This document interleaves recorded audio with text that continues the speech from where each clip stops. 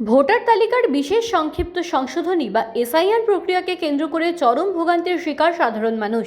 Farakka block BDO office সহ বিভিন্ন ব্লকে এই অব্যবস্থাপনার বিরুদ্ধে তীব্র ক্ষোভ প্রকাশ করেছে জঙ্গিপুর মহকুমা কংগ্রেস নেতৃত্ব। মহকুমা কংগ্রেসের পক্ষ থেকে মইদুর রহমান অভিযোগ করেন যে নির্বাচন কমিশনের পক্ষ থেকে কোনো সুনির্দিষ্ট গাইডলাইন মেনে এই কাজ হচ্ছে না। তিনি বলেন, জননেতা রাহুল গান্ধীজি আগেই জানিয়েছিলেন যে বিষয়টি ভুল পথে পরিচালিত হচ্ছে। বর্তমানে দেখা যাচ্ছে 1-1.5 মাসের শিশু নিয়ে মায়েরা এবং বৃদ্ধরা ঘন্টার পর ঘন্টা লাইনে দাঁড়িয়ে হয়রানির শিকার হচ্ছেন। মইদুর রহমান আরও জানান যে শুধু সাধারণ মানুষই নয়, বিএলও এবং অন্যান্য সরকারি কর্মকর্তারাও চরম ভোগান্তির মধ্যে রয়েছেন। রাত 12টা, ভোর 6টা কিংবা দুপুরেই হঠাৎ করে হোয়াটসঅ্যাপের মাধ্যমে কাজের নির্দেশ আসায় কর্মকর্তারাও মানসিকভাবে চাপে থাকছেন। এছাড়াও বিডিও অফিসগুলোতে পর্যাপ্ত শৌচাগার বা পানীয় জলের মতো ন্যূনতম পরিকাঠামো নেই বলেও তিনি অভিযোগ করেন। আগামী 7ই ফেব্রুয়ারি এই সংশোধনী প্রক্রিয়ার শুনানি শেষ হতে চলেছে। এর আগেই মহকুমা কংগ্রেসের পক্ষ থেকে নির্বাচন কমিশনের কাছে জোর দাবি জানানো হয়েছে, এসআইআর প্রক্রিয়ায় একটি সুনির্দিষ্ট ও স্থায়ী গাইডলাইন চালু করতে হবে। সাধারণ মানুষের জন্য উপযুক্ত পরিকাঠামো ও সুযোগ সুবিধা নিশ্চিত করতে হবে। ঘন ঘন নিয়ম পরিবর্তন করে সাধারণ মানুষ ও কর্মীদের হয়রানি বন্ধ করতে হবে।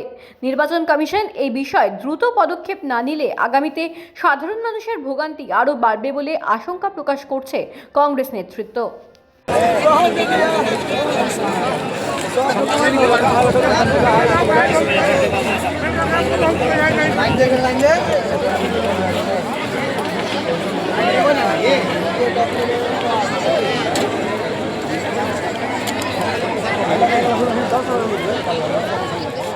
প্রথমেই বলেছি যে এই যে এসআইআর হচ্ছে, সেটা এসআইআরটা যে গাইডলাইন মেনে হচ্ছিল, সেই গাইডলাইন আমাদের জননেতা রাহুল গান্ধীজি উনি বলেছিলেন যে না, এটা একটা গাইডলাইন মিস গাইডলাইনের দিকে যাচ্ছে, এটা একটা সঠিকভাবে হোক। আমরা এসআইআরের পক্ষে ছিলাম, কিন্তু আজকে আমরা দেখছি বর্তমানে যে শুধু ফরাক্কা ব্লক বিডিও অফিসে নয়, প্রত্যেকটা ব্লকে আজকে যেভাবে বৃদ্ধ মানুষ, যেভাবে মায়েরা ছোট 1 মাস 2 মাস 1.5 মাসের বাচ্চা নিয়ে এসে লাইনের পর লাইন দাঁড়াচ্ছে, এতে সাধারণ মানুষ তো হয়রানি হচ্ছে। তার সঙ্গে সঙ্গে উইথাউট গাইডলাইন্স বলতে সঠিক কোনো নির্দিষ্ট গাইডলাইন্স নেই যে একটা গাইডলাইন্সের উপর নির্বাচন কমিশন দিকে দাঁড়িয়ে থাকবে অফিসারেরা। সেক্ষেত্রে অফিসারেরাও একটা দ্বন্দ্বের মধ্যে থেকে যাচ্ছে, যার ফলে এই যে হয়রানির শিকার সাধারণ মানুষ হচ্ছেই। এবং এতে আমরা বলেছি এবং আমরা দাবি করছি যে যেন সঠিক একটা নির্দিষ্ট গাইডলাইন্স থাকে।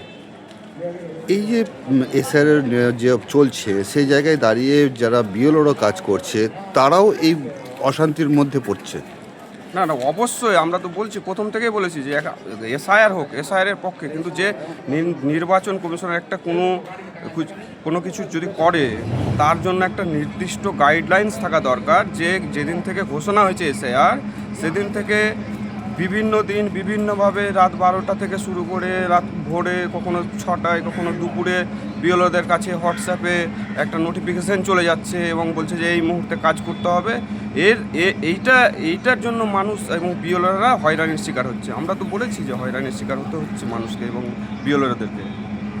এই এসআইআর করতে গিয়ে নির্বাচন কমিশনার ফেলুয়ার, নির্দিষ্ট যে পরিকাঠামো থাকা দরকার, যে একটা মা বোন বা বৃদ্ধ বয়সের চাচারা আছে তাদের জন্য যে বাথরুম, টয়লেট, এটা এখন পর্যন্ত আমাদের চোখে পড়েনি। আমরা বলেছিলাম যে নির্দিষ্ট একটা পরিকাঠামোর ভিত্তিতে এই এসআইআর সম্পূর্ণ হোক।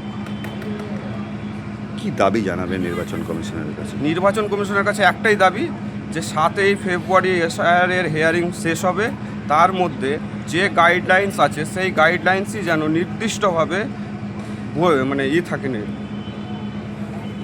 নির্দিষ্ট থাকে গাইডলাইন্সটা, কি নাম, যেন আর পরিবর্তন না হয়। আমার নাম মইদুর রহমান, আমি জঙ্গিপুর সাব ডিভিশন কংগ্রেসের সদস্য।